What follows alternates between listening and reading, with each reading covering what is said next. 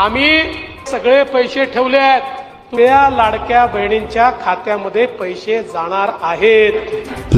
लाभार्थ्यांच्या खात्यात रक्कम जमा झालेली आहे। गेले काही दिवसांपासून प्रतीक्षा असलेला हप्ता जमा करण्यात आली, उधळपट्टी करण्यात आली अशी तक्रार या विरोधी पक्ष नेत्यांकडून केली जाते। तुमची यावर काय भूमिका? गरीबाला आनंदाचा शिधा दिला ही काय उधळपट्टी आहे? मुख्यमंत्री लाडकी बहीण योजना 1500 रुपये दिले ही उधळपट्टी आहे?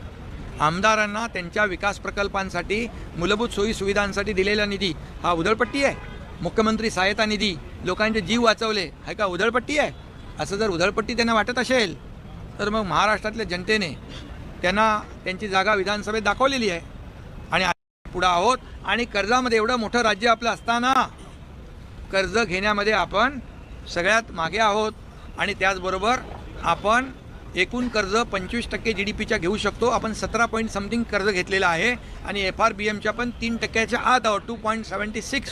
त्यामुळे हे सगळ्या योजना राबवून प्रकल्प राबवून देखील आपण कुठेही आर्थिक शिस्त बिघडू दिली नाही। यासाठी देखील मी मुख्यमंत्री आणि अजितदादांना धन्यवाद देतो की हा अर्थसंकल्प जो आहे हा अर्थसंकल्प सर्वसामान्यांच्या विकासाचा, सर्वसामान्यांच्या न्यायाचा, सर्वसामान्य माणसांना न्याय देण्याच्या दृष्टीने हा अर्थसंकल्प देखील सगळ्या बाजू लक्षात घेऊन तयार केलेला आहे।